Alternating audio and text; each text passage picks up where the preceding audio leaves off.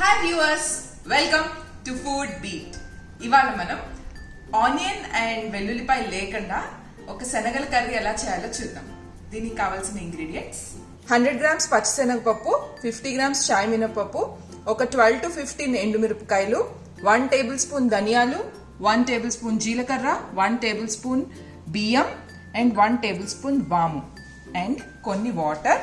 Approximately ఒక 2 medium size tomatoes puree, కొంచెం జీలకర్ర, ఒక 100 grams శనగలు, 1 tablespoon అల్లం పేస్ట్ అండ్ కొంచెం ఘీ ఆర్ ఆయిల్.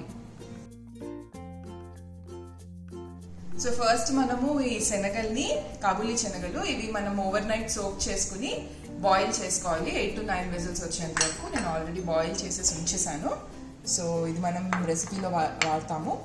అండ్ అలానే ఈ అన్ని ఇంగ్రీడియంట్స్ని పొడి బాండిలో వేయించుకొని పౌడర్ చేసుకోవాలి. ఆ పౌడర్ మనం స్టోర్ కూడా చేసుకోవచ్చు. స్టవ్ మీద బాండి పెట్టుకున్నాను, ఇంకేం వేయక్కర్లేదు, డ్రై బాండీలోనే. ఫస్ట్ పచ్చి శనగపప్పు వేసుకుందాం. అది కొంచెం లైట్గా కలర్ మారుతున్నప్పుడు రెస్ట్ ఆఫ్ ద ఇంగ్రీడియంట్స్ వేద్దాం, ఎందుకంటే ఇది కొంచెం టైం పడుతుంది కదా వేగటానికి. అన్ని కలిపేసి అప్పుడు వేయించేయచ్చు. సాయి మినపప్పు, వాము, బియ్యము, ధనియాలు, జీలకర్ర, అలానే ఎండుమిరపకాయలు. ఎండుమిరపకాయలు మీరు కారం ఎంత తింటారు అన్న దాన్ని బట్టి వేసుకోవచ్చు. నేను ఒక 13 వేస్తున్నాను. ఈ క్వాంటిటీ పప్పుకి 12 to 15 పడతాయి. మీరు కారం ఎక్కువ తింటే 15 వేసుకోవచ్చు. సో ఇదంతా చక్కగా కొంచెం వేపేసుకుని చల్లారాక పౌడర్ చేసుకోవాలి. మంచి గుమగుమల వాసన వచ్చేస్తుంది. చక్కగా మనం వాము అన్నీ వేసాం కదా, పప్పులన్నీ వేయించుకున్నాము. సో ఇది వేగిపోయింది, చూసారు కదా, అన్ని కలర్ మారిపోయాయి. సో ఇప్పుడు మనం ఇది ఆఫ్ చేసేసి చల్లారనివ్వాలన్నమాట. సో అవి చల్లారేలోపు మనం నెక్స్ట్ ప్రాసెస్ చేసేసుకుందాము. స్టవ్ మీద ప్యాన్ పెట్టి నెయ్యి వేస్తున్నాను నేను. మీరు ఆయిల్ అయినా వేసుకోవచ్చు, ఏది కావాలంటే అది వాడచ్చు. కొంచెం జీలకర్ర వేద్దాం, అల్లం పేస్ట్ వేద్దాం. కొంచెం లైట్గా వేగింది అల్లం పేస్ట్. ఇప్పుడు మనం టొమాటో పేస్ట్ కూడా వేసేద్దాం.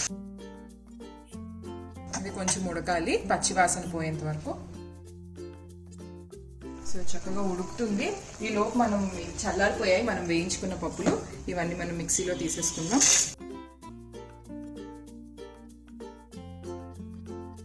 సో ఇవన్నీ మనం ఫైన్గా పౌడర్ చేసేసుకుందాం. పౌడర్ రెడీ చేసేసుకున్నాం కదా, ఇది మనం ఒక డబ్బాలో స్టోర్ చేసుకోవచ్చు.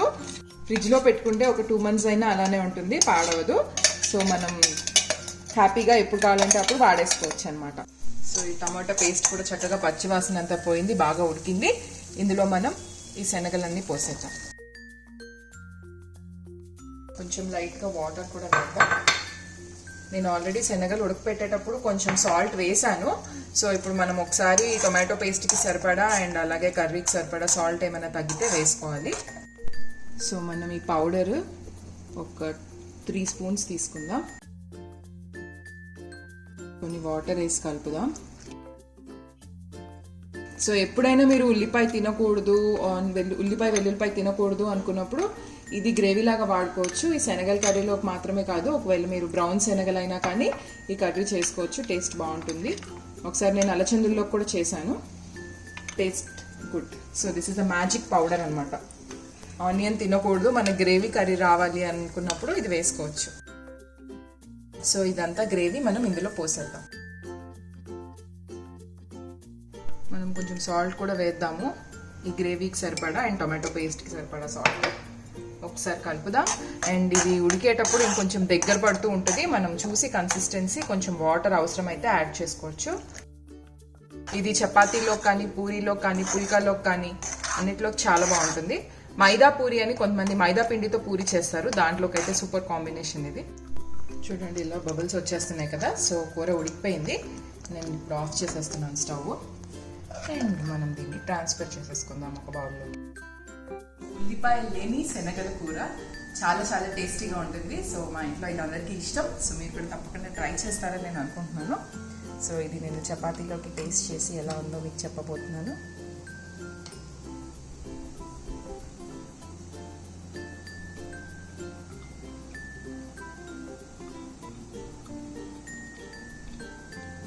పర్ఫెక్ట్. కొంచెం స్పైసీగా ఉంది. సో మీ ఎండుమిరపకాయల స్పైస్ని బట్టి కొంచెం తగ్గించుకోండి, మరి పెంచుకోండి, as per your choice. So ఇదంతా చాలా బాగుంది. అండ్ దీంతో యాక్చువల్లీ ఇది ఆనియన్ వేయని కర్రీ కదా. ఒకవేళ మనం ఆనియన్స్ తినొచ్చు అనుకుంటే దీనిలోకి సైడ్లో చిన్న చిన్న ముక్కలుగా ఆనియన్స్ చేసుకుని తింటే కూడా ఆ కాంబినేషన్ కూడా చాలా బాగుంటుంది. యాజ్ ఇట్ ఈస్ అయితే ఇంకా చాలా బాగుంది. అండ్ మీరు అందరు తప్పకుండా ట్రై చేయండి. I hope you will all love it. And if you like this episode, don't forget to like, share and subscribe.